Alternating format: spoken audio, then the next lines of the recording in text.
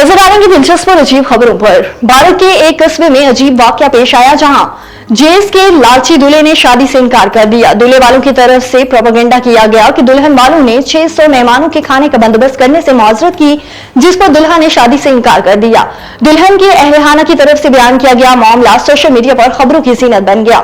दुल्हन की बाई ने हकीकत से पर्दा उठाते हुए बताया कि दुल्हे वालों की तरफ से शादी की मनसूखी की असल वजह दरअसल गैर एलानिया जहेज का मुतालबा था। सिंगापुर एयरपोर्ट से परफ्यूम चोरी करने वाले ऑस्ट्रेलियाई खातून को 2 साल बाद गिरफ्तार कर लिया गया। गैर मुल्की मीडिया रिपोर्ट्स के मुताबिक खातून ने 2 साल कबल चांगी एयरपोर्ट के एक स्टोर से परफ्यूम की बोतल चुराई थी। इसने 11 अप्रैल को चोरी के इल्जाम का एतराफ किया, जिसके बाद इससे $750 जुर्माना आयद किया गया। 35 साल ऑस्ट्रेलियाई खातून राज बिरशा ने 22 मार्च 2023 को हवाई अड्डे के टर्मिनल 1 के डिपार्टमेंट एरिया के एक स्टोर से तकरीबन $250 मालियत की परफ्यूम की बोतल चुराई। जब वो 31 मार्च 2025 को एयरपोर्ट पर वापस आई तो इन्हें हिरासत में ले लिया गया।